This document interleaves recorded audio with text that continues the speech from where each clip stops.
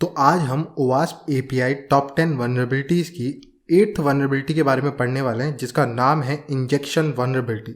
सबसे ज़्यादा popular vulnerability, हर किसी को इसके बारे में पता होगा। इसके बहुत कॉमन टाइप्स हैं: SQL injection vulnerability, no SQL injection, command injection. ये सब इसी के अंदर आते हैं। कोई भी टाइप का इंजेक्शन जो होगा वो सब इसी के अंदर इंक्लूड होता है। सबसे ज़्यादा पॉपुलर, सबसे ज़्यादा क्रिटिकल वनरेबिलिटीज़ में से एक होती है जब हमारे को इंजेक्शन वनरेबिलिटी मिलती है। तो सबसे पहले हम इसकी टेक्निकल डेफिनेशन पढ़ लेते हैं, फिर थोड़ा बहुत मैं समझाऊंगा और फिर इसके दो प्रैक्टिकल करके दिखाऊंगा डिफरेंट। तो आपको ईजिली क्लियर हो जाएगा कि यहाँ पे इंजेक्शन वनरेबिलिटीज एपीआई में ढूंढते कैसे हैं, एक्सप्लॉइट कैसे करते हैं, सब समझ आ जाएगा। ठीक है, तो यहाँ पे टेक्निकल डेफिनेशन क्या कह रही है: injection flaws such as SQL, no SQL, command injection et cetera occur when untrusted data is sent to an interpreter as a part of command और query. The attackers malicious data can trick the interpreter into executing unintended commands और accessing data without proper authorization।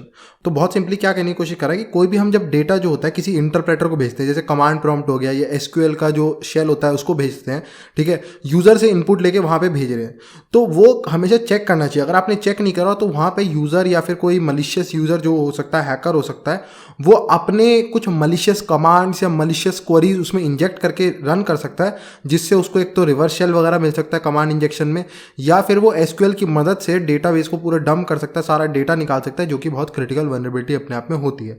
बहुत simple है, सबको पता होगा मेरे ख्याल से एसक्यूएल इंजेक्शन वगैरह के बारे में। तो यहाँ पे हम सीधा इसका प्रैक्टिकल देखने चलते हैं, कैसे एक्सप्लॉइट कर सकते हैं, कैसे ढूंढते हैं, वो सब हम यहाँ पे देखने चलते हैं सीधा बर्ब स्वीट पे। तो बर्ब स्वीट पे आने के बाद मैं प्रॉक्सी टैब के अंदर हूँ, इंटरसेप्ट के अंदर। यहाँ पे ओपन ब्राउजर कर लेना, हम इसी के ब्राउजर का यूज करेंगे सारा काम करने के लिए। तो ब्राउजर ओपन करने के बाद अब मैं एज्यूम करके चल रहा हूँ कि आपने ऑलरेडी CR API के जो डॉकर कंटेनर है वो रन कर दिया होगा, तो वो ऑलरेडी रनिंग होगा, तभी आपकी यहाँ पे CR API ओपन होगी। तो मैं यहाँ कर दिखता हूँ 127.0.0.1:8888, एंटर मारते हैं, CR API को ओपन करते हैं। मैं मेल हॉक को ओपन नहीं करूँगा, अभी हमारे को उसकी ज़रूरत नहीं है। अब मैं यहाँ पे आते हैं लॉगिन में, हम वही यूज़र डालेंगे, जिम यूज़र, जो हमने आइडोर वनरेबिलिटी के टाइम पे बनाया था, @.com। पासवर्ड में हम पासवर्ड डालेंगे जो हमने इसका बदल के रखा था ब्रोकन यूज़र ऑथेंटिकेशन वनरेबिलिटी में। लॉगिन करते हैं और यहाँ पे हम लॉगिन हो गए। अब हम यहाँ पे क्या काम करेंगे, हम चलते हैं शॉप के ऊपर। ठीक है, शॉप पे चलते हैं। अब आपको बैलेंस यहाँ पे बहुत सारा दिख ही रहा होगा। हमने पिछली जो मास असाइनमेंट वनरेबिलिटी एक्सप्लॉइट करी थी उसकी मदद से अपना दुनिया भर का बैलेंस बना लिया था हमने। ठीक है, अब यहाँ पे हम चलेंगे, ऐड कूपन का ऑप्शन दिख रहा होगा यहाँ पे, इस पर क्लिक करते हैं ऐड कूपन पे, और यहाँ पे हम कुछ कूपन डाल सकते हैं जिससे हमारे को जैसे बेनिफिट से डिस्काउंट वगैरह मिलते हैं। तो यहाँ पे हम लिख देते हैं, कुछ भी लिख देते हैं, जिम ही लिख देते हैं, अभी हमारे को पता नहीं कोई कूपन। वैलिडेट पे क्लिक करते हैं और फिर इस रिक्वेस्ट को अब हम बर्ब स्वीट में देखते हैं कि एक्चुअली में हुआ क्या। तो बर्ब स्वीट पे आने के बाद मैं HTTP हिस्ट्री पे जाऊंगा, जो हमारी ये 8888 वाली है CR API की URL, इस पे राइट क्लिक करेंगे, ऐड टू स्कोप करेंगे। ठीक है, और यहाँ पे फिल्टर का बटन आ रहा है, फिल्टर पे क्लिक करेंगे, show only in scope items apply करेंगे, और यहाँ पे हमारे को खाली CR API की रिक्वेस्ट दिख जाएंगी।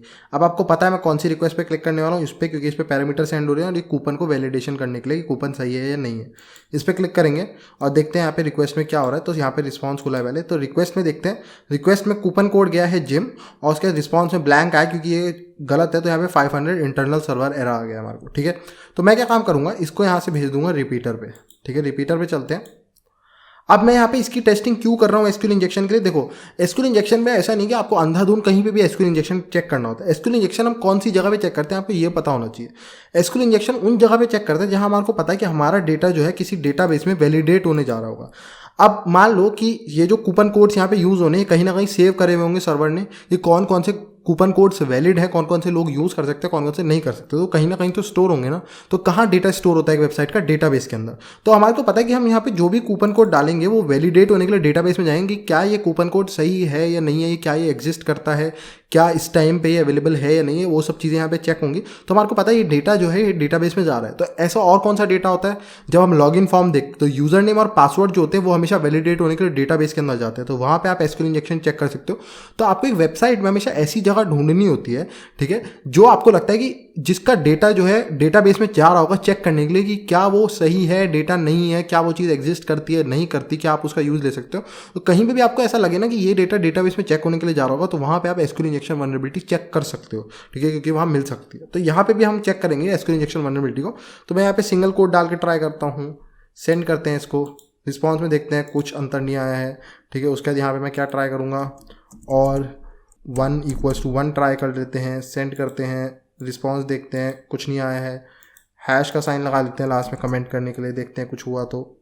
सेंड करते हैं, रिस्पॉन्स देखते हैं, कुछ अंतर नहीं है। यहाँ पे मैं सिंगल कोट्स में 1 को कर देता हूँ और लास्ट में अगर हम एक लास्ट में सिंगल कोट होगा तो वो ऑटोमेटिकली यहाँ आ जाएगा। तो यहाँ हैश के साइन को हटा देते हैं, सेंड करते हैं। कुछ बेसिक आप ट्राई कर सकते हो। तो अभी तक हमने जितनी भी टेस्टिंग करी सारी एसक्यूएल इंजेक्शन के लिए, तो मैं यहाँ पे नो एसक्यूएल इंजेक्शन की भी टेस्टिंग कर सकते हैं। ठीक है, नो एसक्यूएल इंजेक्शन की टेस्टिंग के लिए आप यहाँ पे क्या काम करोगे, यहाँ पे हम लिखते हैं इसके अंदर पेलोड जो होता है नो एसक्यूएल इंजेक्शन के लिए।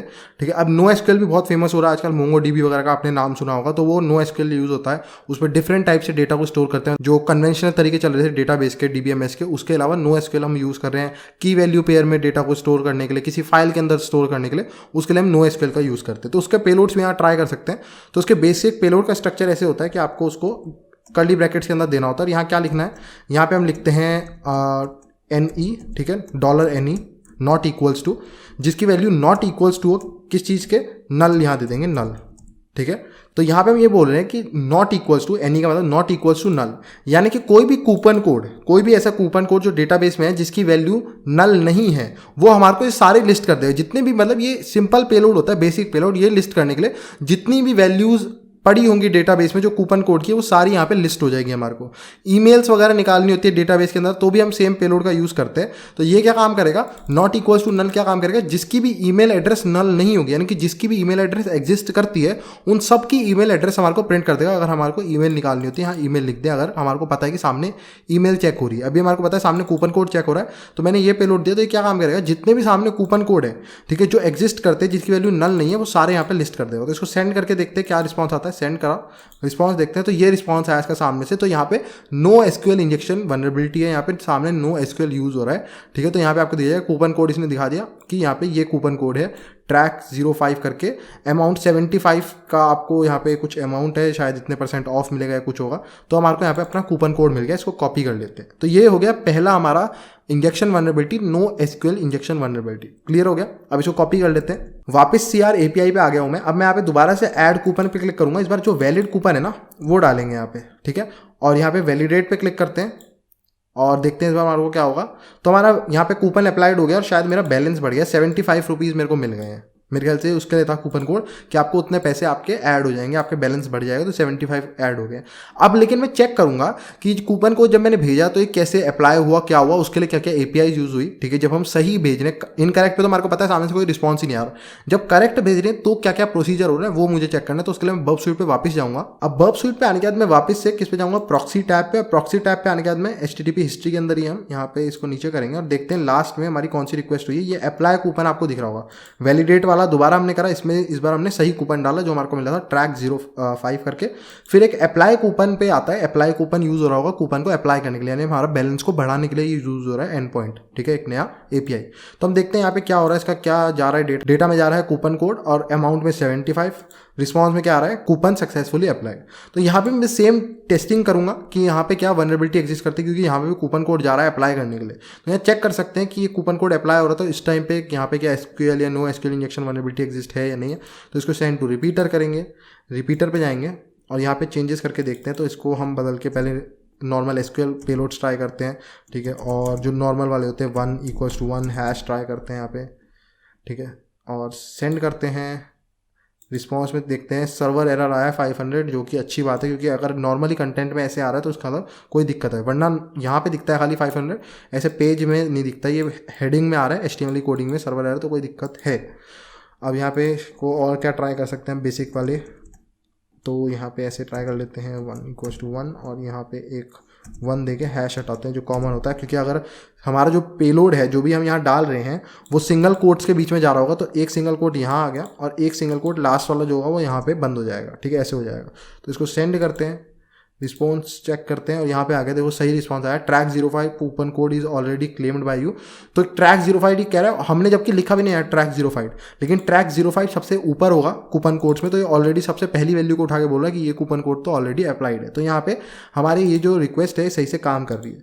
ठीक है, तो इसका मतलब मेरे को इतना अंदाजा लग गया है कि एक सिंगल हमारा जो भी हम डेटा डाल रहे हैं ना वो 2 सिंगल कोट्स के बीच में जा रहा है। यहाँ पे जो भी हम लिखेंगे वो 2 सिंगल कोट्स में, तो मुझे इनको एस्केप करना पड़ेगा। तो मैं और क्या काम कर सकता हूँ, जैसे मुझे वर्जन वगैरह देखना है, कौन सा बैकएंड में डेटाबेस वगैरह यूज़ हो रहा है, करंट डेटाबेस का नाम क्या है, उसके लिए क्या क्वेरीज बना सकते हैं। तो सबसे पहले यहाँ से एक सिंगल कोट को बंद करते हैं और उसके बाद मैं यहाँ पे लाइन एंड करने के लिए सेमीकोलन, अगर आपको मल्टीपल स्टेटमेंट लिखनी होती है इसके लिए तो ये दे देते हैं।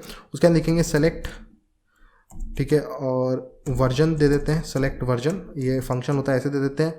और उसके बाद यहाँ पे हम क्या काम कर सकते हैं, इसको भी बंद करते हैं लाइन को एंड, और यहाँ पे हम हैश का साइन दे देते हैं, ठीक है। और ये कमेंट हो जाएगा, कमेंट करने के लिए हैश का साइन दे रहा हूँ कि आगे का जो लास्ट वाला सिंगल कोट है वो यहाँ पे कमेंट हो जाए। सेंड करते हैं इसको, रिस्पॉन्स देखते हैं क्या आया, एरर आया है, ठीक है। आप इसमें ऐसे में और क्या ट्राई कर सकते हो, कमेंट का साइन बदलने की कोशिश कर सकते हो अगर कोई और डेटाबेस, क्योंकि हैश जो है सिर्फ MySQL में काम करता है, लेकिन आजकल MySQL के अलावा भी बहुत सारे यूज़ होते हैं। तो आप हमेशा ट्राई करो कोई और कमेंट वाला साइन देने का। तो बहुत सारे SQLs में ये भी यूज़ होती है, डबल डैश, तो इसको ट्राई कर सकते हैं सेंड करके। रिस्पॉन्स देखते हैं, ये रिस्पॉन्स काम कर गया। और अब आप देखोगे यहाँ पे लिखा गया पोस्ट ग्री SQL है ये 14.7, तो यहाँ पे पोस्ट ग्री SQL रन कर रहा है। आपको यहाँ पे पूरा इसका दिख जाएगा कौन सा लिनक्स है क्या है, और ये बता रहा है यहाँ पे compiled bye GCC, Debian use हो रहा है, 64 bit, coupon code is already applied, ये सब पता नहीं क्या बता रहा है। तो यहाँ पे मिल गया वर्जन। अब मुझे मान लो करंट डेटाबेस का नेम देखना है, तो मैं दूंगा करंट अंडरस्कोर डेटाबेस फंक्शन होता है पोस्टग्री SQL में। अगर ये MySQL होता तो इसमें खाली हम डेटाबेस फंक्शन देते हैं, ऐसे खाली डेटाबेस लिख दोगे तो करंट डेटाबेस बताता है, इसमें करंट डेटाबेस लिखना पड़ता है पूरा। सेंड करते हैं, देखते हैं करंट डेटाबेस का नाम क्या है। रिस्पॉन्स में चलते हैं CR API, जो यहाँ पे सबसे पहली चीज़ दिख रही है वो CR API करंट डेटाबेस का नाम है। और ऐसे करके आप इससे आप डेटा निकाल सकते हो या SQL मैप का यूज़ ले सकते हो। इस ये क्वेरी हमने बना दी है जिससे SQL इंजेक्शन वनरेबिलिटी को हम यहाँ पे एक्सप्लॉइट कर पा रहे हैं।